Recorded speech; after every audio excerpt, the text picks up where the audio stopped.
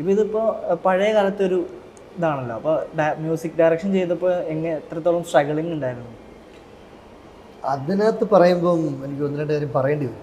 കാരണം വെച്ചാൽ അഷ്റഫക്ക എനിക്ക് ആദ്യം തരുന്ന സത്യത്തിൽ ഈ പാട്ടായിരുന്നു, വേറൊരു പാട്ടായിരുന്നു. അപ്പോൾ ഞാൻ അറിയുന്നില്ലല്ലോ. അപ്പോൾ എൻ്റെ അടുത്ത് വരി തന്നു, ടൈറ്റസ് സച്ചാനും എനിക്ക് വരി തന്നു കഴിഞ്ഞിട്ട് അപ്പം ഞാൻ സത്യത്തിൽ അതിനകത്ത് ആദ്യം എനിക്ക് തരുന്ന വഴി പ്രണയമാകുന്ന തോണിക്കാരി എന്ന് പറയുന്നൊരു പാട്ടാണ്.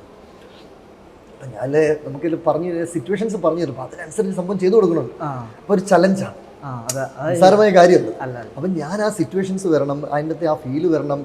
ഈ 70, 80, 90s പറഞ്ഞില്ല, 70, 80s ഉള്ള ആ ഒരു അടിയന്തരാവസ്ഥ കാലത്ത് ആ ഒരു ഫീൽ അതിനകത്ത് വരണം.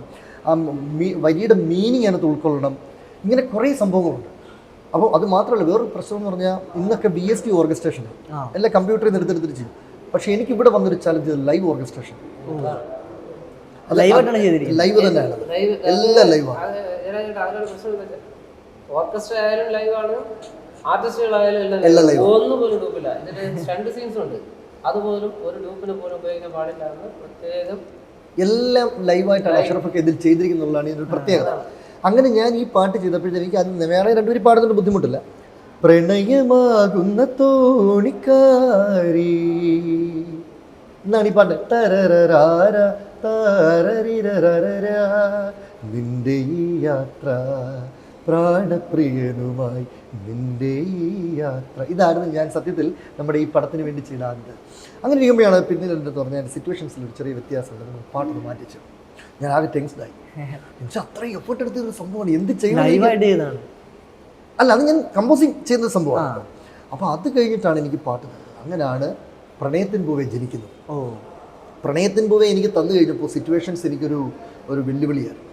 കാരണം ഒന്ന് ഇതിനകത്ത് വരുന്നതെന്ന് പറയുന്നത് ഞാൻ പഴയ കാലഘട്ടം ഞാൻ നേരത്തെ പറഞ്ഞു തരാം. പക്ഷേ അതിനകത്ത് കായൽ തീരത്തുള്ള 1-2 സീക്വൻസ് ഉണ്ട്. അപ്പോൾ ആ സീക്വൻസ് എനിക്കൊരു വെല്ലുവിളിയാണ്. അത് കിട്ടുന്നത് എനിക്ക് ലാസ്റ്റ് ടൈമിലാണ്. അപ്പം പാട്ടെല്ലാം കമ്പോസ് ചെയ്തു. ഈ പാട്ട് എത്ര ശ്രമിച്ചിട്ട് എനിക്ക് ആ സിറ്റുവേഷൻസ് കിട്ടുന്നില്ല. അങ്ങനെ ഇരിക്കുമ്പോഴാണ് ഒരുപാട് വളരെ ശ്രമഫലമായിട്ട് ഒരു ദിവസം രാത്രി ഞാൻ ഉറങ്ങിയില്ല. വൈകുന്നേരം ഒരു 6 മണിക്ക് കമ്പോസിങ് ഞാൻ തുടങ്ങിയിട്ട് വെളുപ്പിന് 7:30, 8 മണിയായിട്ട് ഞാൻ ഉറങ്ങിയിട്ടില്ല. അപ്പം എൻ്റെ ഭാര്യ ലക്ഷ്മി എന്നെ വിളിച്ചു, ചേട്ടാ എന്താ ഉറങ്ങാത്ത, ഇത് സമയത്ര? ഞാൻ പറഞ്ഞില്ല, എനിക്ക് അഷ്റഫയ്ക്ക് കൊടുത്ത വാക്ക് പാലിക്കണം. ഞാൻ ഉദ്ദേശിച്ച അപ്പം ഒരു ഏതാണ്ട് 10-98 ട്യൂൺ ഇട്ടു. ഇതെല്ലാം ഈ പടത്തിന് 98 ട്യൂണുകൾ ഞാൻ ഇട്ടു. ഇതെല്ലാം എൻ്റെ മൊബൈലിൽ കിടപ്പുണ്ട്. മൊബൈൽ നിറഞ്ഞു എന്ന് വേണമെങ്കിൽ പറയാം. അവസാനം ഞാനിതെല്ലാം കിട്ടി തൃപ്തനല്ല. മ്യൂസിക് ഡയറക്ടർ എന്നുള്ള നിലയിൽ ഞാൻ തൃപ്തനല്ല. അങ്ങനെയാണ് അവസാനം ഞാൻ നിൽക്കുമ്പോൾ എൻ്റെ മുത്തശ്ശൻ്റെ ഹാർമോണി അതങ്ങനെ ഉപയോഗിക്കാറില്ല. എൻ്റെ മുത്തശ്ശൻ്റെ ബ്ലെസ്സിങ് അതിനകത്തുണ്ടെന്ന് വിശ്വസിക്കുന്ന ഒരാളാണ്. അതായത് KPSCയുടെ ഞാൻ നേരത്തെ പറഞ്ഞ ആദ്യത്തെ ഹാർമോണി അതിപ്പോഴും ഞാനിവിടെ സൂക്ഷിച്ചിട്ടുണ്ട്. അതിൽ ഒരുപാട് വർഷം പഴക്കമുണ്ടെന്ന് ആലോചിക്കണം, 1 നൂറ്റാണ്ടിൽ പഴക്കമുണ്ട്. അപ്പോൾ ആ ഹാർമോണി ഞാൻ അന്ന് ക്ലാസ്സിന് കുട്ടികളെ പഠിപ്പിക്കാതിരിക്കുമ്പോഴേ എൻ്റെ മനസ്സിൽ എനിക്കൊരു ഭയങ്കര വേദന, എനിക്ക് കിട്ടുന്നില്ലല്ലോ ദൈവമേ. അപ്പം എൻ്റെ അടുത്ത് ചേട്ടാ ഇത്രയും ട്യൂൺ ഇട്ടില്ല, അതിനകത്ത് ഏതെങ്കിലും പോരെന്ന് വെച്ചപ്പോൾ എനിക്ക് തൃപ്തനായി. ഞാൻ ഒരു മ്യൂസിക് ഡയറക്ടർ തൃപ്തനായില്ലെങ്കിൽ പിന്നെ മറ്റൊരു പറഞ്ഞിട്ട് കാര്യമില്ല. അങ്ങനെ ഇരിക്കുമ്പോൾ ക്ലാസ്സിൽ പഠിപ്പിക്കാതെ മുത്തശ്ശൻ്റെ ഹാർമോണി ഒരിക്കലും ഇല്ലാത്തതുകൊണ്ട് ഞാൻ എടുത്തു. അത് അറിഞ്ഞുകൊണ്ടല്ല, ആ ഹാർമോണിയത്തിൽ എടുത്തിട്ട് ഞാൻ പെട്ടെന്ന് അതെടുത്ത് എൻ്റെ പൂജാമുറിയിലേക്ക് വന്നു. വേറെ ഒന്നും ചിന്തിക്കുന്നില്ല, എങ്ങനെയോ ഒന്ന് വന്ന് ഒരു 3 മിനിറ്റ്സ് കൊണ്ടാണ് ആ പാട്ട് കമ്പോസിങ് ചെയ്തത്. രാത്രി രാവിലെ കിട്ടാത്ത സാധനം ആ 3 മിനിറ്റിനുള്ളിലാണ് ഞാൻ ആ പാട്ട് കമ്പോസ് ചെയ്തത്. അത് അപ്പോഴും തന്നെ മൊബൈൽ കോപ്പി ചെയ്ത് ഞാൻ മറന്നു പോവുകയും ചെയ്തു. അങ്ങനെയാണ് പ്രണയത്തിന് പൂവേ ജനിക്കുന്നത്. അത് കഴിഞ്ഞ് അഷ്റഫയ്ക്ക് ഇഷ്ടപ്പെട്ടു, കൈ കാണിച്ചു, സൂപ്പർ എന്ന് പറഞ്ഞു.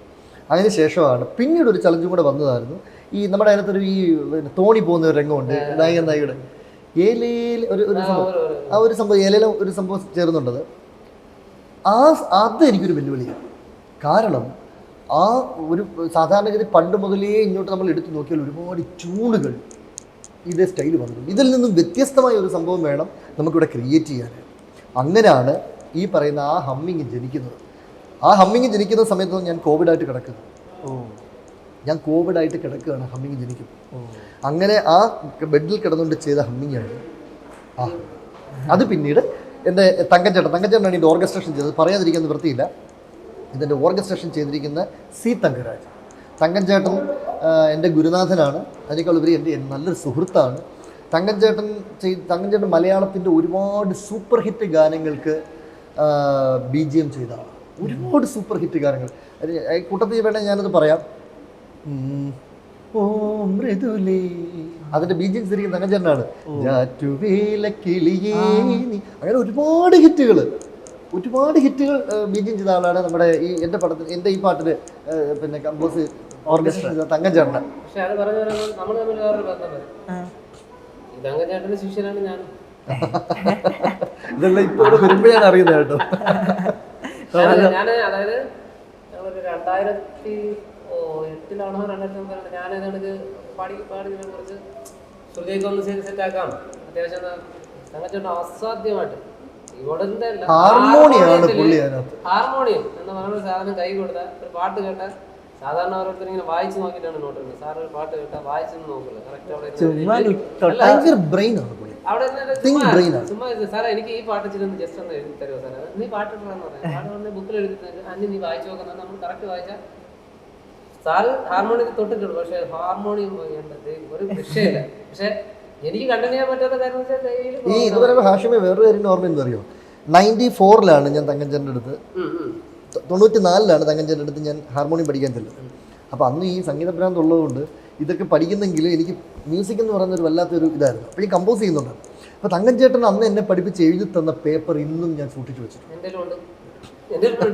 ഇപ്പോഴും സൂക്ഷിച്ചു വെച്ചിട്ടുണ്ട്. അതായത് ഞാൻ പറയുന്നത് 29-30 വർഷത്തോളം ആയെന്ന് ആലോചിക്കുന്നു എനിക്ക് എഴുതി തന്നിട്ട്. 3 പതിറ്റാണ്ടോളം ആയ സംഭവം എനിക്ക് തന്നിട്ട്. അപ്പം അങ്ങനെയുള്ള ഒരു ഇതാണ്.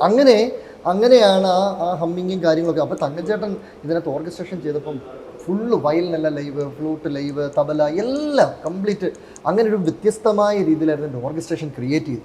സ്റ്റാർട്ടിങ്ങിലുള്ള വയലിൻ്റെ പാത്തോസൊക്കെ ഉണ്ടല്ലോ, ഭയങ്കര ഫാസ്റ്റായിട്ട് വരുന്ന പാത്തോസൊക്കെ, അതൊക്കെ ഒരു പ്രത്യേക തരത്തിൽ ക്രിയേറ്റ് ചെയ്തെടുക്കുന്ന സംഭവമായിരുന്നു. ഇങ്ങനെയാണ് ആ പാട്ട്.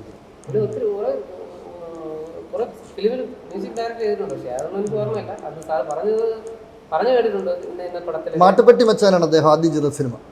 അതിന് തൊട്ട് കുറേ മൈ ഡിയർ കരടി കുറേ സിനിമകൾ അദ്ദേഹം ചെയ്തിട്ടുണ്ട്. പിന്നെ ദേവരാജ മാസ്റ്റർ മുതൽ ഇന്ന് ഞാനടക്കമുള്ള ഒരുപാട് മ്യൂസിക് ഡയറക്ടേഴ്സിൻ്റെ അടുത്ത് അദ്ദേഹം വർക്ക് ചെയ്തു എന്നുള്ളത് ഭയങ്കര എക്സ്പീരിയൻസ് ആണ്.